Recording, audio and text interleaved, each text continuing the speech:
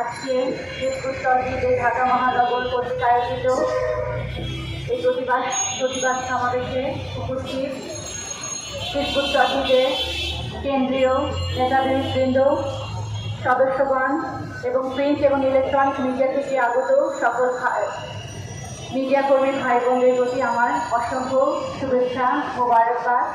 আসসালামু আলাইকুম ওয়া রাহমাতুল্লাহি ওয়া বারাকাতুহু। আমরা কোনো সাম্প্রদায়িকতায় বিশ্বাস করি না।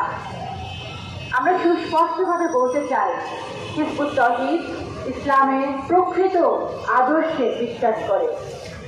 ইসলাম আমাকে সাম্প্রদায়িকতা, উগ্রবাদের শিক্ষা দেয় নাই, বরং অন্যায়ের বিরুদ্ধে সংগ্রাম করা, জিহাদ করার অনুপ্রেরণা আমি ইসলামের মূল শিক্ষা থেকে পেয়েছি। আমাদের আজকের সমাবেশ এই সাম্প্রদায়িক বিদ্বেষের বিরুদ্ধে সমাবেশ। আমাদের উদ্দেশ্য একটাই, একটা জাতি, বিশেষ করে ফিলিস্তিনে মুসলমানদের আজকে তাদের মানবাধিকার লঙ্ঘন হয়েছে, আজকে তারা ভিটেহারা, আজকে তারা বাড়িহারা, আজকে তারা উদ্বাস্তু। আল্লাহর একজন বান্দা হিসাবে, একজন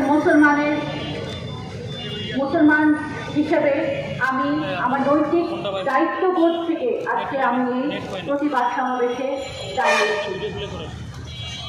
আমরা বিশ্বাস করি যে মুসলমান এবং ইহুদিদের মধ্যে ঐতিহাসিক কোনো বিরোধ নেই এবং ছিল না।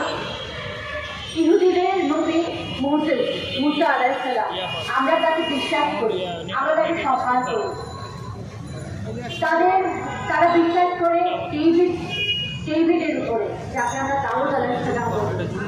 যে ডেভিডের মন্দির নির্মাণ করার জন্য আজ ইহুদিরা মরিয়া হয়ে আছে, সেই ডেভিডের সেই পুনঃস্থাপনের সেই মন্দিরকে আমরা নবীর স্মৃতিচারক হিসেবে আমরা সম্মান করি।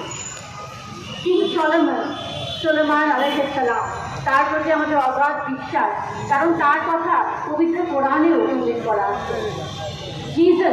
ঈসা আলাইহিস সালাম, আমরা ঈসা আলাইহিস সালামকে নবী হিসেবে বিশ্বাস করি এবং আমরা তার উপর ঈমান রাখি। আমরা বিশ্বাস করি প্রতিটা নবীর উপরে যে আসমানি কিতাব এসেছে, যেটা তাওরাত, জবুর, ইনজিল, সবগুলোই নবীদের উপরে এসেছে।